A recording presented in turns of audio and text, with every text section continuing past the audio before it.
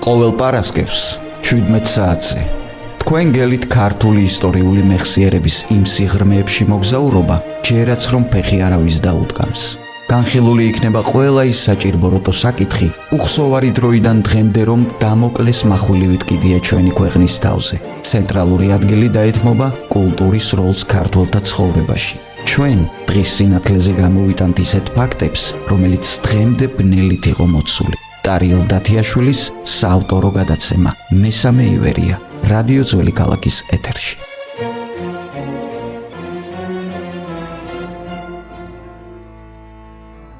მოგესალმებით, ვაგრძელებთ საუბარს მესამე ივერიის შესახებ. დღეს განვიხილოთ კულტურის როლი ქართველი ერისათვის ყველაზე რთულ პერიოდში და თქვათ რა პოლიტიკურ დატვირთვას ატარებდა სახელი მეფე პოეტი.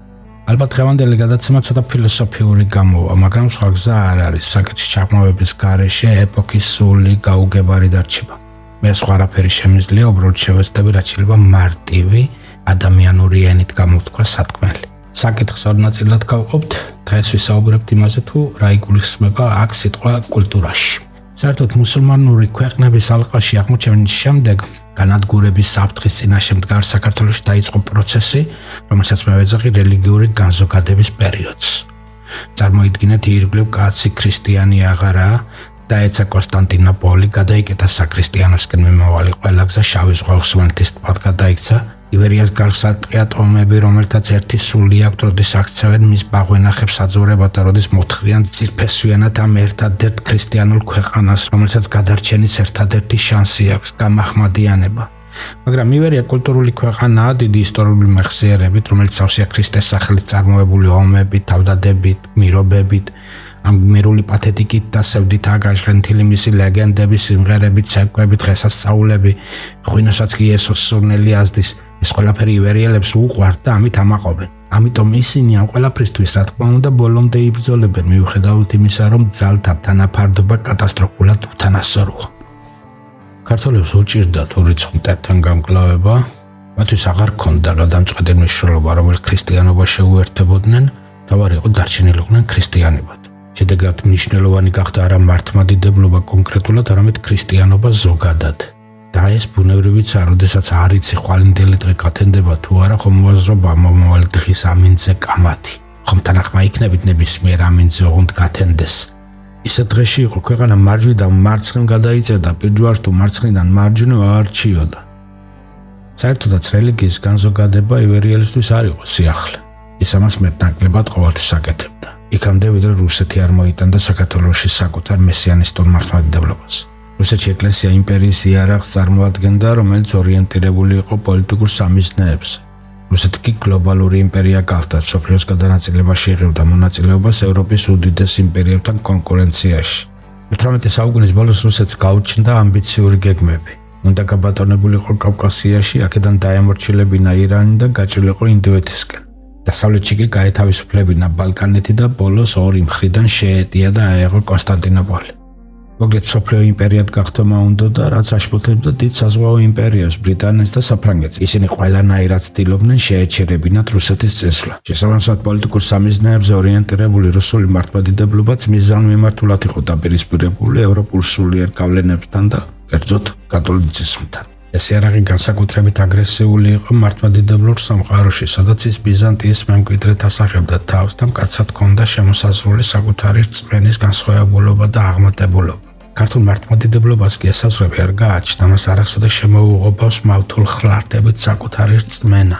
ის ზოგად ქრისტიანული იყო, კათოლიციზმთან დაპირისპირების ტრადიცია კი ჩვენში არ არსებობდა ამ დაპირისპირების არანაირი პოლიტიკური მოტივი. პირიქით, მძიმე დღეებში ჩვენი ქვეყანა ზუსტად რომზე ამყარებდა გადარჩენის იმედებს, რამაც ამ ორი ქრისტიანული კონფესიის სულიერი დაახლოება გამოიწვია. ამ ეპოქაში ერთდროულად მართლმადიდებლად და კათოლიკეთ ყოფნა ჩვეულებრივ ამბად ითვლებოდა.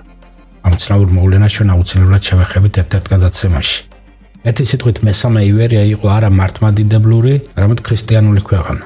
კეთევან დედოფალი ეწამა არა მართლმადიდებლობის, არამედ ქრისტიანობისთვის, იესოსთვის. თვითონ პოლიტიკური ბრძოლის კონტექსტიც ამ პერიოდში ზოგად რელიგიური იყო. მუსულმანები საქართველოში ებრძოდნენ არა მართლმადიდებლობას, არამედ ქრისტიანობას და ასე შემდეგ. ანუ მოკლედ რომ ვთქვათ, კულტურა არის რწმენის განზოგადება. შესაბამისად, ზოგადად ქრისტიანობაც უპირველესად კულტურაა და არა რელიგია. დააკვირდით, რეალურად ქრისტიანობა არ არსებობს. არის მართლმადიდებლობა, კათოლიციზმი, პროტესტანტიზმი და ასე შემდეგ, მაგრამ ქრისტიანობა, როგორც დამოუკიდებელი მოძღვრება, არსად არ არის. ისევე როგორც მაგალითად არ არსებობს ოთხკუთხედი. არის კვადრატი, რომბი, მართკუთხედი, ტრაპეცია, ესენი ყველანი ოთხკუთხედები არიან, მაგრამ თვითონ ოთხკუთხედი არსად არა, ის ამ ფიგურების ზოგადი არსია. ეს ფიგურები ყველანი ოთხკუთხედები არიან მხოლოდ იმიტომ, რომ 4 კუთხე აქვთ. ასევე ყველა ქრისტიანული მიმდინარეობის ერთადერთი გამაერთიანებელი ისაა, რომ მათი მთავარი ღმერთი არის იესო ქრისტე. ქრისტიანობის მახასიათებელი სხვა ნიშანთვისება რელიგიური თვალსაზრისით არ არსებობს. ასეთი ზოგადობისკენ ყველა განსხვავებული ყოფიერების მოცვისკენ იყო მიდრეკილი ქართული მართლმადიდებლობა. ამიტომ ის უფრო კულტურა იყო, ვიდრე რელიგია. ქრისტიანობაც მხოლოდ კულტურაში არსებობს, სხვაგან არსად.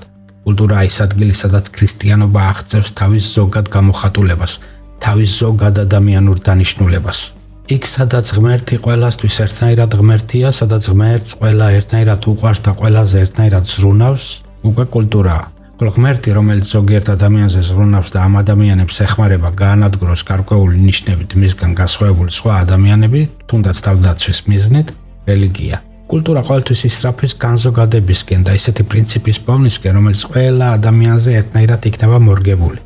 მისთვის სიკეთე ყველა ადამიანისთვის სიკეთეა და არა ზოგიერთისთვის. ის ყველასთვის თანაბრად სასარგებლო და მისაღები უნდა იყოს.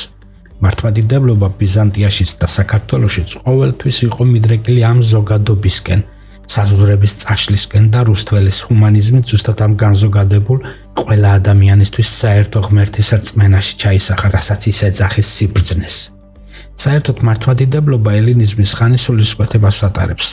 ის მაშინ წარმოიშვა, როცა დასავლეთსა და აღმოსავლეთ შორის ზღვარი წაშლილი იყო. შეიძლება ითქვას, ეს ბერძნული სულისკვეთება უკვე დახვდა ქრისტიანობას მცირე აზიაში, რაც შემდეგ ბიზანტიამ აიტაცა. არისტოტელე აფრთხილებდა ალექსანდრეს აღმოსავლური ტირანია შეუთავსებელია ბერძნულ თავისუფლებასთანო, მაგრამ ალექსანდრემ არ გაიგონა. მას შეუძლებლის შესაძლებლად ქცევა უყვარდა და ერთმანეთისგან ფუნდამენტურად განსხვავებული სამყაროები ერთ კულტურაში გააერთიანა. ბიზანტიურ ეპოქაში ეს ათენისა და იერუსალიმის ცოდნისა და რწმენის განუყოფლებაში გამოიხატა. ეს ელინისტური სულისკვეთება ძალიან ძლიერია რუსთველთან. რა თქმა უნდა, ელინისტურ ხანაში ესაწესები თანაცხოვრობდნენ, მაგრამ წინააღმდეგობა არ წაშლილა. ადრეულ ქრისტიანულ პერიოდში სახელმწიფოსა და პიროვნების საზღვრების დემარკაციის პრობლემას მოიცავდა, რომელიც მოგვიანებით ღმერთის ყოვლისშემძლეობისა და თავისუფალი ნების შეუთავსებლობაში გამოჩნდა. პირველი ქრისტიანები გნოსტიკოსები თვლიდნენ, რომ თუ გიყვარს მოყვასი, დედა, მამა, გაჭირვებული და ასე შემდეგ, გიყვარს ღმერთიც. რა თქმა უნდა, ეს ბრძნული დამოკიდებულებაა, მაგრამ მერტის სისუსტე აქვს. ასეთი ადამიანის სიყვარული თავისუფალი უნდა იყოს კარნახისგან, რადგან მას სიყვარულს არავინ აძლევს. ის თვითონ მასშია, კლასიკურად სოკრატული წესით. მასშია ღმერთი, მთავარია მისი პოვნა, რაც ხდება საკუთარი თავის შეცდომით. ამიტომ გნოსტიკოსის მთავარი იარაღია ცოდნა. ასეთ პიროვნებას არ ჭირდება შუამავალი ღმერთთან, არ ჭირდება რელიგიური ტექსტების ინტერპრეტატორი, ამას თვითონ აკეთებს. ამიტომ გნოსტიკოსებს არ ჰქონდათ ეკლესია, პიროვნების თავისუფლების ხარისხი იყო მაღალი და იმპერიას უჭირდა ასეთი მორწმუნეების მობილიზება და საკუთარი მიზნებისთვის გამოყენება. ამიტომ იმპერიამ მოითხოვა კრებების ჩატარება და ისეთი მყარი წესების დაკანონება, რომლებიც ზღვარს დაუდებდნენ პიროვნების თავისუფლებას. ასეც მოხდა. ორთოდოქსებმა პიროვნების ესთავნებობა ალაგნეს და სიყვარულს მისცეს ფორმა. ანუ სიყვარულს დაუწესეს საზღვრები. მათი მტკიცებით მოყვასის სიყვარული თავისთავად არ ნიშნავს ღვთის სიყვარულს. აი ღვთის სიყვარული კი თავისთავად ნიშნავს მოყვასის სიყვარულს. ანუ ჭეშმარიტება ადამიანში კი არ არის, რომელიც ცოდნით უნდა აღმოაჩინო, არამედ სამყაროში რეალურად ყოფი ღმერთის სხივია, რომელიც ადამიანს რწმენის ძალით მოეფინება. ასეთი მორწმუნესთვის კი სასიცოცხლოდ მნიშვნელოვანია მოკარნახის არსებობა, რადგან ჭეშმარიტების მოფენის ინიცირებას ახდენს ეკლესია. ისაა პროცესის დამკვირვებელი, ხელშემწყობი და მზომელი. ის ამბობს, რამდენად ხარისხიანად ხდება მოფენა, საკუთარ თავში ადამიანს ამის დამდგენი ხელსაწყო არ აქვს. ღმერთი კეთილი მოკარნახია, მან წინასწარ იცის რა მოხდება და ეკლესიის ხელით უგზავნის ადამიანს გამაფრთხილებელ ნიშნებს. ამ ნიშნებს ისევ ეკლესია უხსნის ადამიანს, ასწავლის რომელი გზა მიდის სამოთხისკენ და რომელი ჯოჯახეთისკენ. ასე რომ, რატომ უნდა იჭყლიტოს კაცმა ტვინი ჭეშმარიტების ძებნით, როცა ის თავისით მოდის თუ დაუჯერებს ეკლესიას. ამიტომ არ მნიშვნელოვანი არა ცოდნა, არამედ რწმენა. აქედან იწყება თავისუფალნების როგორც სიბრძნის გამოვლენისა და ღმერთის ყოვლის შემძლეობისადმი რწმენის დაპირისპირება. ამ უკანასკნელს დაემყარა იმპერიაც და წარმატებამაც არ დააყოვნა. წარმატება კარგია, ხალხი დავრაზმეთ, ყველა ერთ გვაზე დადგა, მაგრამ ახლა პიროვნება გაქრა, გაუგდა თავისუფალი ნება. რაც დაუშვებელია, რადგან ამ შემთხვევაში ეჭვქვეშ დგება ღვთაებრივი სამსჯავროს სამართლიანობა. ეკლესია კარგავს ჭეშმარიტი გზის მაჩვენებლის როლს, იმპერია კი ხალხის დამრაზმველ ინსტიტუტს. თავისუფალმა ნებამ თუ არ იარსება, ღმერთი როგორ მოთხოვს პასუხს ადამიანს ჩადენილი დანაშაულისთვის. თუ ღმერთმა ყველაფერი იცის, გამოდის ადამიანის ყველა ქცევა წინასწარაა განსაზღვრული და ჯოჯოხეთში მისი გაგზავნა იმ დანაშაულისთვის, რომელიც სინამდვილეში მას არ ჩაუდენია ხოლმე სამართლობა. იმისათვის, რომ ღვთიური სასამართლო იყოს სამართლიანი, ადამიანის ქმედებები მისივე საკუთრება უნდა იყოს. ის ისევე აკეთებდეს, რასაც აკეთებს, რომ ღმერთმა ამის შესახებ არაფერი იცოდეს. თქმა უნდა, ეს პრობლემაა ასეთ სიტუაციაში ღმერთის ყოვლის შემძლეობა დგება ეჭვქვეშ და იმპერიაც ვეღარ ამყარებს კონტროლს მასებს. თავისუფალი ნების ნიველირებით კი სამართალი უქმდება და იმპერიას დაპირისპირებაში მოდის ხალხთან. ამის გარდა, თავისუფალი ნების დამცრობა პიროვნების ინიციატივისა და საქვეყნო საქმეებში მისი მონაწილეობის ხარისხის დაცემას იწევს, რაც იმპერიის ნებისმიერ წაფორხილების შემთხვევაში კატასტროფით სრულდება. არის ისტორიაში ამის მაგალითიც. ცხოვრობდა ბიზანტიაში ერთი თეოლოგი ნიკიფორე ბლემიდე. როდესაც 1204 წელს ჯვაროსნებმა კონსტანტინოპოლი აიღეს, ბიზანტიას მძიმე დღე დაუდგა, იკონია ჩამოცილდა, მარტო ერთი ქალაქი ხადარჩა. ხალხმა იმედი დაკარგა, ნიჰილიზმში ჩავარდა, ღმერთმა გაგწირაო, ვიღუპებით, ვეღარაფერი გვიშელისო, იძახდნენ, დიდი ქაოსი იყო. მაშინ ნიკიფორე ბლემიდემ დაიწყო ქადაგება, ღმერთმა არ იცის, როდის მოკვდება ადამიანიო. ის ზუსტად თავისუფალი ნების გაღვიძებას ცდილობდა ბიზანტიელებში. მისი მიზანი იყო ადამიანს აეღო პასუხისმგებლობა საკუთარ სიცოცხლეზე და ქვეყანაზე, რომ არ დაღუპულიყვნენ, ეფიქრათ, რომ სიკვდილის სიცოცხლის საკითხების გადაწყვეტა მათ ხელშია. სინოდმა დაიბარა ნიკიფორე ბლემიდე და ამ საკითხზე გაიმართა კამათი მხარეებმა წმინდანები მოიშველიეს. საბოლოოდ აღმოჩნდა, რომ ამ საკითხთან დაკავშირებით პოზიციები თანაბრადაა გაყოფილი. ისეთი ერთმანეთისგან სრულიად განუყოფელი ორი წმინდანიც კი, როგორებიც არიან ბასილი კესარიელი და გრიგოლ ღვთისმეტყველი, ამ საკითხში განსხვავებულ პოზიციაზე დგანან. ეს დილემა გადაუჭრელია, ჭირვეული ცოლქმარივით არიან, ერთად სულჩხუბობენ, ერთმანეთის გარეშე კი არსებობა არ შეუძლიათ. დიდი ბიზანტიური ტაძარი აია სოფია ზუსტად მათ ერთიანობას გამოხატავს. ის გნოსტიკოსების მთავარი ღვთაების წმინდა სოფიას სახელზე აგებული, რომელსაც ღმერთი შეუყვარდა. წმინდა სიბრძნე ესაა ცოდნისა და რწმენის, ათენისა და იერუსალიმის, დასავლეთის და აღმოსავლეთის შეხვედრის ადგილი. ზუსტად ამ ერთი შეხედვით ურთიერთგამომრიცხავი ძალების ერთიანობას გადაგებდა ივერიული კულტურაც, რომელიც გენიალურადაა ჩაქსოვილი რუსთველის უკტავ პოემაში, სადაც გნოსტიკური ხაზი უძლიერესია. დავაზუსტებ. თავისუფალ ნებას არ ჭირდება ეკლესია. მას ჭირდება დაუყოფელი ყოვლისმომცველის სივრცე. მას ყველაფერზე უნდა კონდეს წვდომა, რომ ჭეშმარიტების პოვნის შანსი კონდეს. ამიტომ არის მისი ადგილი კულტურა. და არც ეკლესიას ჭირდება პიროვნება, მას ჭირდება მასა, მრევლი, რომ ჭეშმარიტება მოფინოს მათზე, რაც უფრო მრავალს მოეფინება რწმენა, მით უფრო ჭეშმარიტია ღმერთი. ეკლესიის ადგილი კი რელიგია. ორთავე ისინი ჭეშმარიტების ფლობა, იგივე რწმენა და ჭეშმარიტებისკენ სწრაფვა, იგივე ცოდნა ჭირდება იმპერიას, სახელმწიფოს. ივერია კი რა თქმა უნდა მხოლოდ სახელმწიფოებრივი ცნობიერება. მოკლედ ივერიაში რწმენა ყოველთვის მიისწრაფოდა განზოგადებისკენ. რელიგია ყოველთვის იყოფდა სივრცეს კულტურასთან. უფრო ზუსტად რომ ვთქვათ, რელიგია და კულტურა ერთ სივრცეში ახერხებდა თანაცხოვრებას. გელათის სასულიერო და კულტურული ცენტრია ამის ბრწყინვალე მაგალითი. გელათი იყო ივერიული ცნობიერების ფუნდამენტი, მისი მწამსისა და ფილოსოფიის სიმბოლური გამოხატულება. საქართველოშიც არსებობდა წინააღმდეგობა რელიგიას და კულტურას შორის და ეს წინააღმდეგობა იყო ამ საწყისების ერთიანობის განმაპირობებელი. მეტაფორულად რომ ვთქვათ, წინააღმდეგობა იყო ოქროს ძაფირითაც ისინი ერთმანეთზე იყვნენ გადაბმულები. ამ მაღალი ცნობიერების ნიშნები მოგვიანებით გამოჩნდა დასავლეთში, კერძოდ ჰეგელის დიალექტიკაში. კულტურისა და რელიგიის თანამშრომლობა განსაკუთრებით მყარი იყო საქართველოში, რაც განპირობებული გახდა ივერიის გეოგრაფიული მდებარეობით და კულტურული თავსებადობით დასავლეთთან და აღმოსავლეთთან. რა თქმა უნდა, აქაც ჰქონდა რელიგიას კულტურაზე გაბატონებისა და მთელი სივრცის ექსპანსიისკენ მიდრეკილებები, მაგრამ რამდენადაც რელიგია პირდაპირ მიმული იყო იმპერიის პოლიტიკურ მიზნებზე, ხოლო ივერიული სახელმწიფოსთვის არასოდეს იყო ექსპანსიური პოლიტიკა პრიორიტეტული, თავისთავად ეკლესიასაც უხდებოდა თავის მოთხოვნა.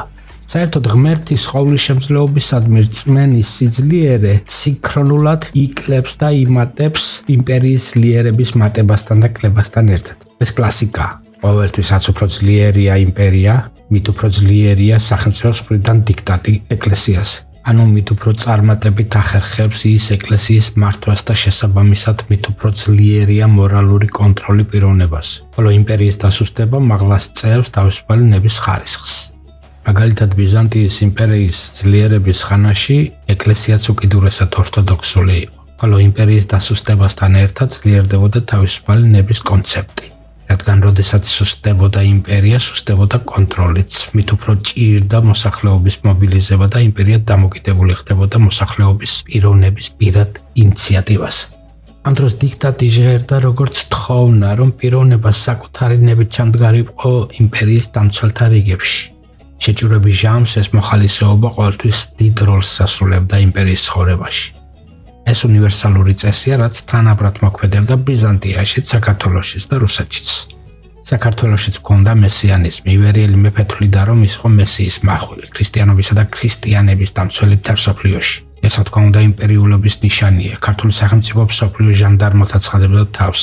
ეს ექსპანსიური პოლიტიკის გამოცხადებასაც ნიშნავს, რასაც ესაჭიროება ერთის მხრივ, როგორც ვთქვით, ექსპანსიური ორთოდოქსული პროპაგანდის წინ წამოწევა და მოსახლეობაზე მორალური კონტროლის გამკაცრება ეკლესიის მხრიდან და მეორეს მხრივ სახელმწიფოს მხრიდან კონტროლის გამკაცრება თვითონ ეკლესიაზე, მისი ტოტალური მართვის მიზნით. მაგალითად, ცნობილი რუის ურბნისის კრებისას დავით აღმაშენებლის მიერ მღვდელმთავრად ჭყონდიდელის მაღალი რანგის სახელმწიფო მოხელის დანიშვნა რა თქმა უნდა ეკლესიის ინსტრუმენტად გადაქცევას ისახავდა მიზას სახელმწიფოს ხელში.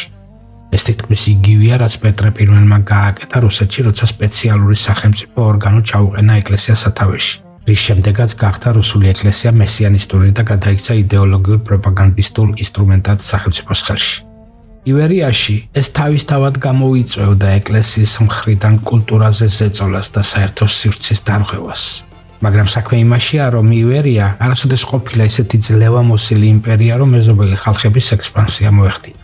იქნებ ეს დავით აღმაშენებლის ოცნება იყო და ერთი 100 წელიწადი რომ ეცოცხლა დამატებით მიეყვანა კიდეც ჩანაფიქრი ბოლომდე. სრულყოფილად აემუშავებინა თავისი ექსპანსიური პოლიტიკა, მაგრამ აშკარა იყო, რომ ამ პოლიტიკას ივერია ვერ გაწუდებოდა უპირველესად ადამიანური რესურსის უკმარისობის გამო.